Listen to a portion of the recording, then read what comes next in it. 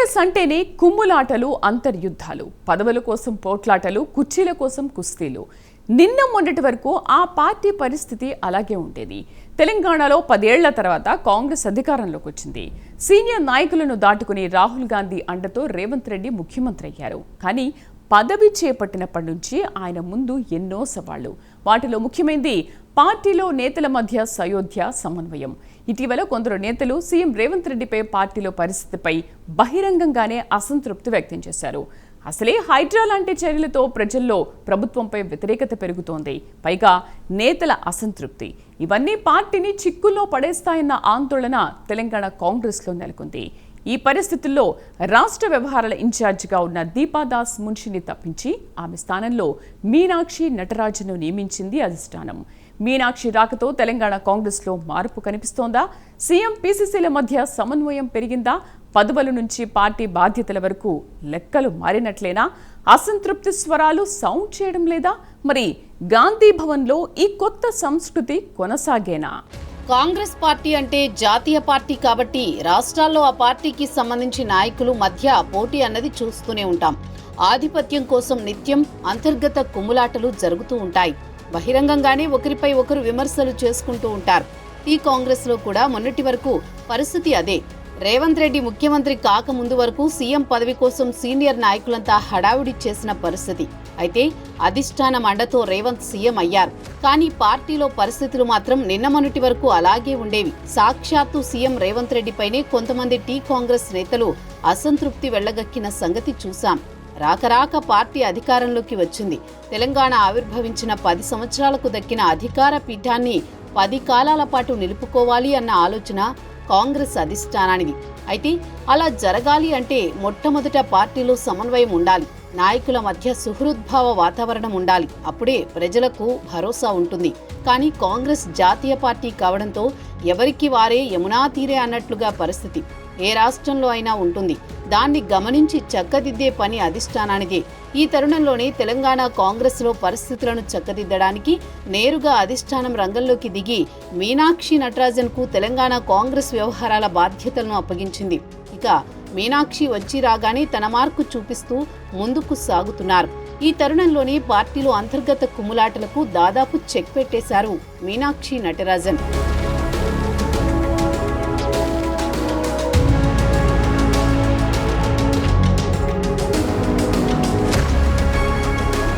కాంగ్రెస్ తెలంగాణ వ్యవహారాల incharge Meenakshi simple గా ఉన్నప్పటికీ స్ట్రిక్ట్ గానే కనిపిస్తున్నారు. వచ్చి రావడంతోనే పార్టీకి చెడు చేయాలని చూసే బ్యాచ్ కి బ్యాండేనన్న సంకేతాలిచ్చారు. హంగు లేదు, ఆర్భాటము లేదు. చాలా సింపుల్ గా కనిపించే మీనాక్షి పార్టీకి సంబంధించి చాలా స్ట్రిక్ట్ గా కనిపిస్తున్నారు. పార్టీ శ్రేణులందరికీ ప్రజల్లో ఉంటూ సిన్సియర్ గా పనిచేయాలని క్లియర్ కట్ గా చెప్పేశారు. గ్రౌండ్ లెవెల్లో పనిచేసే వారికే పదవులు వస్తాయని చెప్పేశారు. మనిషి సాఫ్ట్ గా కనిపించినప్పటికీ పార్టీ విషయంలో వెరీ సీరియస్ అని మీనాక్షి తొలినాళ్లలోనే సంకేతాలిచ్చారు. పార్టీలో నేతల మధ్య గ్యాప్ ఉన్నట్టు గుర్తించిన మీనాక్షి ఇప్పటికే అందుకు సంబంధించి చాలా వరకు చక్కదిద్దేశారు.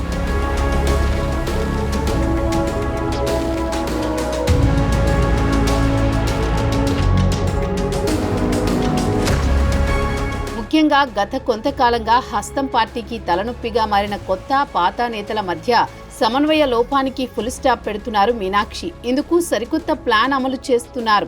3 గ్రూప్ ఫార్ములాను అప్లై చేసి సమన్వయ లోపానికి ఫుల్ స్టాప్ పెట్టే విధంగా అడుగులు వేశారు. అంతేకాదు పదవుల విషయంలోనూ కొత్త పాత నేతల మధ్య జరుగుతున్న పదవుల పందేరానికి ఈ 3 గ్రూప్ ఫార్ములా వర్కౌట్ అవుతుందని మీనాక్షి నటరాజన్ భావించారు. పార్టీ పదవులు, నామినేటెడ్ పదవుల భర్తీలో ఈ కేటగిరీల వారీగా ప్రాధాన్యత ఇవ్వడం వల్ల నేతల మధ్య ఎలాంటి అంతరాయం ఏర్పడదని మీనాక్షి నటరాజన్ భావించి ఆ దిశగా ప్లాన్ అమలు చేస్తున్నారు.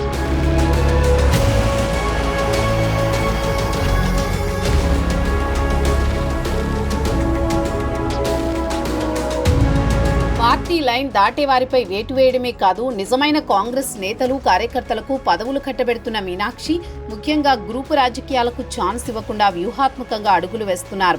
కాంగ్రెస్ పార్టీలో స్వేచ్ఛ ఎక్కువనో లేక మరే ఇతర కారణాలతోనో నేతలు మీడియా ముందుకు వచ్చి మరీ విమర్శలు చేయడంతో పాటు సంచలన ఆరోపణలు చేస్తూ పార్టీ కుమ్ములాటలను రోడ్డు మీదకు తెచ్చిన ఘటనలు గతంలో చూసాం. ఇలాంటి అంతర్గత కుమ్ములాట్లు రోడ్లపైకి రాకుండా, అసమ్మతి అనేది బయటకు పొక్కకుండా ఉండేందుకే ఆ రాష్ట్ర కాంగ్రెస్ పార్టీ వ్యవహారాల ఇన్ఛార్జి మీనాక్షి నటరాజన్ ఉక్కుపాదం మోపారు. తెలంగాణ రాష్ట్ర రాజకీయాల్లో ఎన్నడూ లేని విధంగా కాంగ్రెస్ పార్టీని 3 గ్రూపులుగా విభజించి సరికొత్త రాజకీయానికి నాంది పలికారు.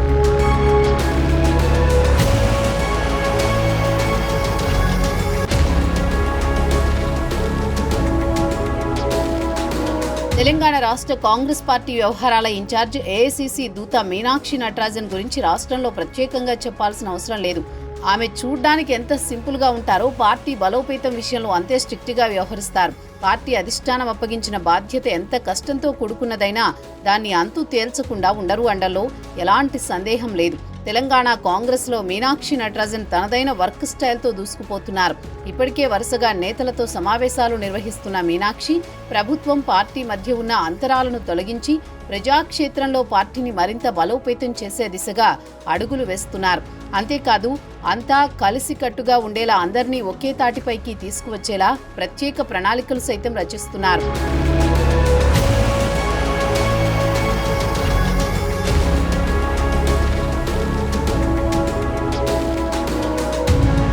రాష్ట్రంలో 10 ఏళ్ల తర్వాత కాంగ్రెస్ పార్టీ అధికారంలోకి వచ్చింది. అసలే కాంగ్రెస్ పార్టీలో స్వేచ్ఛ ఎక్కువ, అందులోనూ నేతలు సైతం ఎక్కువే.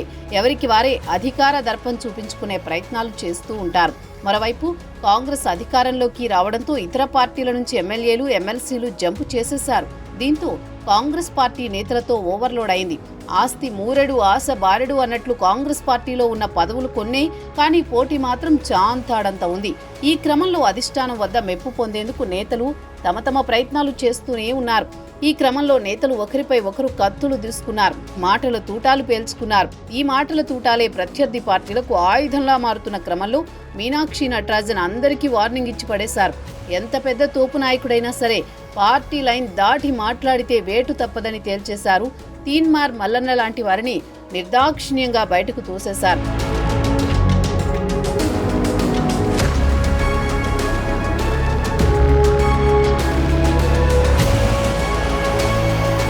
ఇక 3 గ్రూపుల ఫార్ములా విషయానికి వస్తే తెలంగాణ కాంగ్రెస్ పార్టీని 3 గ్రూపులుగా విభజించారు మీనాక్షి. కాంగ్రెస్ పార్టీలో మొదటి నుంచి ఉన్న వాళ్ళు ఒక గ్రూపుగా, ఎన్నికలకు ముందు ఇతర పార్టీల నుంచి వచ్చిన వాళ్లను మరొక గ్రూపుగా, పార్టీ అధికారంలోకి వచ్చిన తర్వాత కండువా కప్పుకున్న వారిని మరో గ్రూపుగా విభజించారు. పార్టీ పదవులు, నామినేటెడ్ పదవుల భర్తీలో ఈ కేటగిరీల వారీగా ప్రాధాన్యత ఇవ్వడం వల్ల నేతల మధ్య ఎలాంటి అంతరాయం ఏర్పడదని మీనాక్షి నటరాజన్ భావిస్తున్నట్లు తెలుస్తోంది. దీంతో అసలు సిసలు కాంగ్రెస్ కార్యకర్తలకు అన్యాయం జరగకుండా మీనాక్షి తీసుకున్న నిర్ణయంపై కాంగ్రెస్ వాదులు ప్రశంసలు కురిపిస్తున్న పరిస్థితి.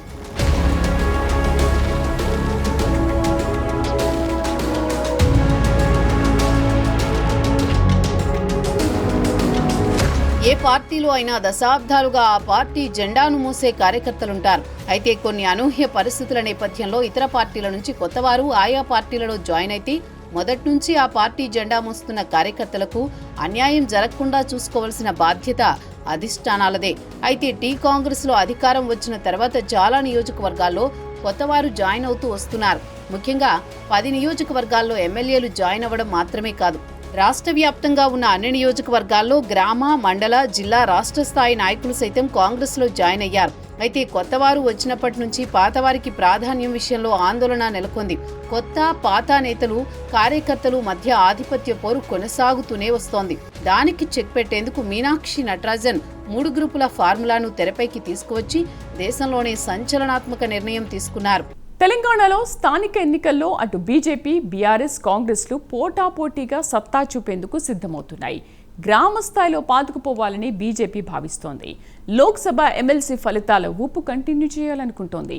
ఇంకోవైపు కాంగ్రెస్ కూడా స్థానిక ఎన్నికల్లో సత్తా చాటాలని అనుకుంటోంది. అసెంబ్లీ ఎన్నికల తరహాలోనే గ్రామీణ స్థాయిలో కూడా మెజార్టీ సీట్లు గెలుచుకోవడమే లక్ష్యంగా పెట్టుకుంది. అటు లోకల్, ఇటు మున్సిపల్ ఆఫీసులపై కాంగ్రెస్ జెండా ఎగరవేస్తే మరో 10 ఏళ్లు పవర్కు ఢోకా లేదని సీఎం రేవంత్ లెక్కలు వేస్తున్నారు. బీఆర్ఎస్ కూడా పోయినా తమ గత వైభవాన్ని స్థానిక ఎన్నికలతో అందిపుచ్చుకోవాలని ఉవ్విళ్లూరుతోంది. మరి లోకల్ ఫైట్లో పట్టు సాధించేది ఎవరు? తెలంగాణలో బలంగా పాతుకుపోవాలని కాంగ్రెస్ ప్రయత్నిస్తుంటే ఈసారైనా అధికారం దక్కించుకోవాలని బీజేపీ అడుగులు వేస్తోంది. అటు గులాబీ పార్టీ పోయిన పట్టును తిరిగి రాబట్టుకోవాలని చూస్తోంది. అయితే ఎమ్మెల్సీ ఎన్నికల్లో 2 స్థానాలు దక్కించుకుని బీజేపీ మంచి జోష్లో ఉంది. ఇంకోవైపు త్వరలోనే రాష్ట్రంలో స్థానిక ఎన్నికలకు నగారా మోగనుంది. దీంతో ప్రధాన పార్టీలు అలర్ట్ అవుతున్నాయి. అయితే అధికారంలో ఉన్న కాంగ్రెస్ పార్టీ క్షేత్రస్థాయిలో పూర్తి స్థాయిలో బలపడాలని యోచిస్తోంది. నియోజకవర్గాల వారీగా సమీక్షిస్తూ ప్రత్యేక కార్యాచరణను సిద్ధం చేస్తోంది. ప్రస్తుతం పల్లెల్లో, వార్డుల్లో ప్రత్యేక అధికారుల పాలన కొనసాగుతోంది. సాధ్యమైనంత త్వరగా స్థానిక ఎన్నికలను నిర్వహించాలని ప్రభుత్వం భావిస్తోంది. సర్కార్ నుంచి గ్రీన్ సిగ్నల్ వస్తే వెంటనే స్కెడ్యూల్ ప్రకటించేందుకు ఎన్నికల సంఘం కూడా సిద్ధంగా ఉంది. స్థానిక ఎన్నికలు జరిగే అవకాశం ఉండడంతో అధికార కాంగ్రెస్ వ్యూహాలకు పదును పెట్టే పనిలో పడింది. రాష్ట్ర ఏర్పాటు తర్వాత తొలిసారిగా అధికారంలోకి వచ్చిన హస్తం పార్టీ ఈసారి పంచాయతీ, మండల, జిల్లా పరిషత్ ఎన్నికలను ప్రతిష్టాత్మకంగా తీసుకోనుంది. క్షేత్రస్థాయిలో ఉన్న నేతలు కూడా పార్టీ గెలుపు కోసం కృషి చేసే దిశగా అడుగులు వేస్తున్నారు. హస్తం జెండా ఎగరవేయడమే లక్ష్యంగా నియోజకవర్గాల్లోని ఎమ్మెల్యేలు, ముఖ్య నేతలు పావులు కదిపేస్తున్నారు. స్కెడ్యూల్ వచ్చే నాటికే గ్రౌండ్ క్లియర్గా ఉండాలని భావిస్తున్నారు.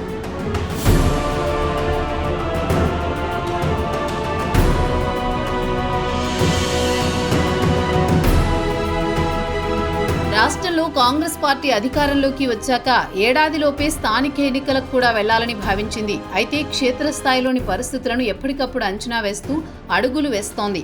స్థానిక ఎన్నికలకు వెళ్లే క్రమంలో కాంగ్రెస్ పార్టీ కొన్ని అంశాలను ప్రధాన అస్త్రాలుగా భావిస్తోంది. ఇందులో రుణమాఫీతో పాటు రైతు భరోసా వంటివి ఉన్నాయి. అధికారంలోకి రాగానే రుణమాఫీ చేశామనే విషయాన్ని ప్రస్తావిస్తూ జనాల్లోకి వెళ్లనుంది. అంతేకాకుండా రైతు భరోసాతో పాటు రైతు కూలీలకు కూడా ఇందిరమ్మ ఆత్మీయ భరోసా అందిస్తున్నామని చెప్పనుంది. ఎన్నో ఏళ్లుగా ఎదురు చూస్తున్న కొత్త రేషన్ కార్డుల ప్రక్రియను పట్టాలెక్కించే విషయాన్ని హస్తం పార్టీ జనాల్లోకి తీసుకువెళ్లనుంది. వీటికి తోడు ఇందిరమ్మ ఇళ్ల స్కీమ్ను మరో అస్త్రంగా భావిస్తోంది. ఫ్రీ బస్సు పథకం, ఉచిత విద్యుత్తో పాటు ఈ ఏడాది కాలంలో సంక్షేమ, అభివృద్ధి పనులను ప్రజల్లోకి విస్తృతంగా తీసుకువెళ్లాలని యోచిస్తోంది. తద్వారా స్థానిక సంస్థల ఎన్నికల్లో సత్తా చాటాలని కాంగ్రెస్ భావిస్తోంది. 10 ఏండ్ల తర్వాత అధికారంలోకి వచ్చిన నేపథ్యంలో క్షేత్రస్థాయిలో పార్టీకి గత వైభవం తీసుకువచ్చే ప్రయత్నాలు చేస్తోంది. ఇటు ప్రభుత్వ పథకాలను ప్రజల్లోకి తీసుకువెళ్లడంతో పాటు పార్టీ కార్యక్రమాలు విస్తృతంగా చేపట్టేందుకు ప్రణాళిక రూపొందిస్తోంది. అంతేకాకుండా ఇతర పార్టీల నాయకులు, కార్యకర్తలు చాలా మంది హస్తం గూటికి చేరారు. ఈ పరిణామాలన్నింటినీ అనుకూలంగా మలుచుకోవడం ద్వారా గ్రామ, మండల, జిల్లా పరిషత్ పీఠాలపై హస్తం జెండా ఎగరవేయాలని బలంగా భావిస్తోంది.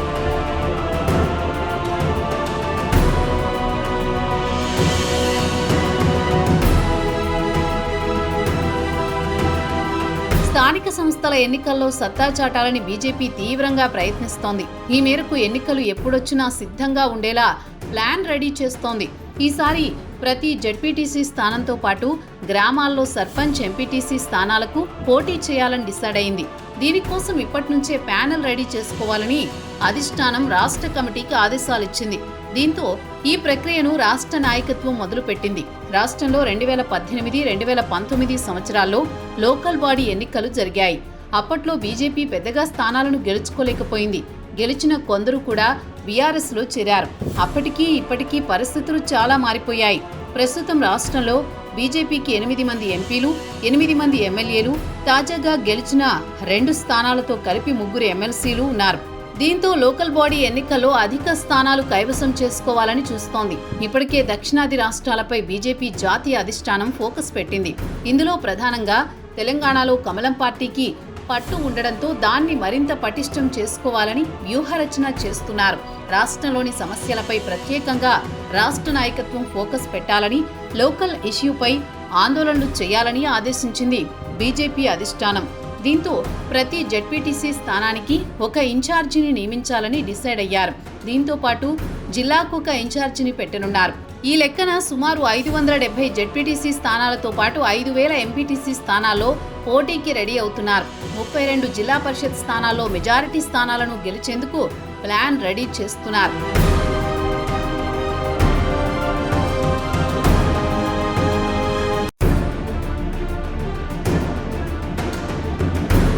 ఇక మళ్లీ రేసులోకి రావాలని తీవ్రంగా ప్రయత్నిస్తోంది కారు పార్టీ.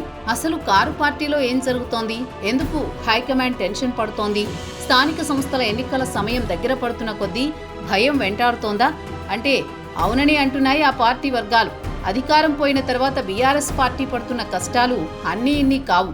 స్థానిక సంస్థల ఎన్నికలకు రాజకీయ పార్టీలు రెడీ అవుతున్నాయి. పార్టీ ఎప్పుడొచ్చినా ఎన్నికలకు సిద్ధమేనంటూ అధికార పార్టీ చెబుతోంది. తాము సిద్ధమేనని విపక్షం చెబుతున్నా ఎక్కడో డౌట్ మాత్రం నేతలను వెంటాడుతోంది. పార్టీలో జరుగుతున్న వరుస పరిణామాల నేపథ్యంలో అటువైపు ఎవరూ కన్నెత్తి చూసే సాహసం చేయలేకపోతున్నారు. ప్రస్తుతం ఆ పార్టీకి వలస భయం వెంటాడుతోంది. పరిస్థితి గమనించిన వర్కింగ్ ప్రెసిడెంట్ కేటీఆర్ నేతలు కార్యకర్తలను కాపాడుకునే ప్రయత్నం చేస్తున్నారు. అది ఎంతవరకు సక్సెస్ అవుతుందనే అసలు ప్రశ్న. రాబోయే రోజుల్లో బీఆర్ఎస్ కు లైఫ్ లేదని భావించిన 10 మంది ఎమ్మెల్యేలు ఇప్పటికే కాంగ్రెస్ కండువా కప్పుకున్నారు. మరికొందరు సైతం అదే బాటలో ఉన్నట్టు సమాచారం. ఇదే వరవడి కంటిన్యూ అయితే క్యాడర్ డీలా పడే ఛాన్స్ ఉందని భావిస్తున్నారు. నేతలు వలసపోతే పార్టీకి ఇబ్బందులు తప్పవు.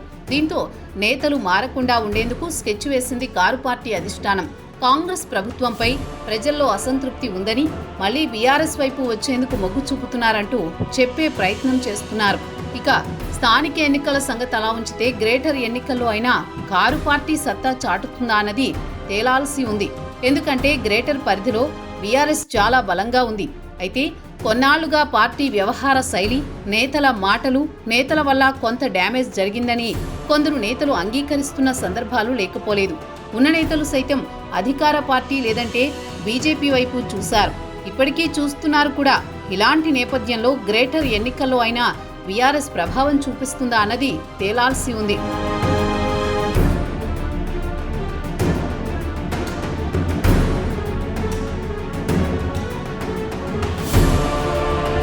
వివిధ కారణాలతో పెండింగ్ పడుతూ వస్తున్న స్థానిక సంస్థల ఎన్నికల నిర్వహణకు రాష్ట్ర ప్రభుత్వం డెడ్లైన్ పెట్టుకుంది. ఏప్రిల్ 1 నుంచి 45 రోజుల్లోగా నిర్వహించాలని డిసైడ్ అయినట్టు తెలుస్తోంది. స్థానిక సంస్థలతో పాటు విద్య, ఉద్యోగాల్లో బీసీలకు 42% రిజర్వేషన్లు కల్పించే బిల్లులను శాసనసభ, మండలిలో ఇప్పటికే ఆమోదించుకున్న రాష్ట్ర సర్కార్ వాటిని రాజ్యాంగంలోని 9వ షెడ్యూల్లో చేర్చేలా కేంద్ర ప్రభుత్వంపై ఒత్తిడి తేవాలని భావిస్తోంది. ఇందుకోసం కలిసి వచ్చే పార్టీలు బీసీ ప్రజా సంఘాలతో కలిసి ఢిల్లీ వేదికగా రాబోయే నెల రోజులు అలుపెరగని పోరాటం చేసేందుకు ఆలోచన చేస్తోంది. కేంద్రం నుంచి గ్రీన్ సిగ్నల్ వస్తే ఓకే, లేదంటే నేరుగా అమలు చేయాలని, ఒకవేళ ఆ ప్రయత్నాన్ని కోర్టులు అడ్డుకుంటే పార్టీ పరంగా బీసీలకు 42% పైగా సీట్లు ఇచ్చి ఎన్నికలకు వెళ్లే యోచన చేస్తోంది. ఇదే విషయాన్ని సీఎం రేవంత్ రెడ్డి ఇటీవల ఉన్నతాధికారులకు స్పష్టం చేసినట్టు తెలిసింది. ఏది ఏమైనా వచ్చే జూన్లో స్థానిక సంస్థల ఎన్నికలు నిర్వహించాల్సిందేనని, ఇందుకు సిద్ధంగా ఉండాలని అధికారులకు సంకేతాలిచ్చినట్లు ఆయా వర్గాల్లో చర్చ జరుగుతోంది. నిజానికి గ్రామ పంచాయతీల పాలక వర్గాలకు నిరుడు ఫిబ్రవరిలో గడువు ముగిసింది. ఏడాది దాటినా ఎన్నికలు నిర్వహించకపోవడంతో కేంద్రం నుంచి వచ్చే 15వ ఆర్థిక సంఘం నిధులు ఆగిపోయాయి. సెంట్రల్ నుంచి మొత్తం 1500 కోట్లకు పైగా పెండింగ్లో పడ్డాయి. ఎన్నికలు ముగిసి పాలక వర్గాలు కొలువుదీరితే తప్ప ఈ నిధులు వచ్చే పరిస్థితి లేదు. ఈ పరిణామాలతో ఆయా పంచాయతీలు, మున్సిపాలిటీల్లో అభివృద్ధి పనులు అటకెక్కాయి. తెలంగాణలో 3 పార్టీల రాజకీయం నడుస్తోంది. ముక్కోణపు పోరు జరిగే ఏ ఎన్నికలైనా రసవత్తరంగానే ఉంటాయి. అయితే లోక్సభ ఎన్నికల్లో అసలు పోటీలోనే లేదు అన్నట్లుగా బీఆర్ఎస్ పరిస్థితి కొనసాగింది. ఒక్క సీటు కూడా గెలుచుకోలేకపోయింది కారు పార్టీ. మరి స్థానిక ఎన్నికల్లో సత్తా చూపించి కారు పార్టీ మళ్లీ రేసులోకి వస్తుందా? కాంగ్రెస్ విజయాల పరంపరను కొనసాగిస్తుందా? వచ్చే ఎన్నికల నాటికి తెలంగాణ గడ్డపై కాషాయ జెండా రెపరెపలాడించాలి అన్న ఆశతో ముందుకు వెళ్తున్న బీజేపీ కోరిక తీరేనా? ఈ విషయాలన్నింటికీ కాలమే సమాధానం చెప్పాలి.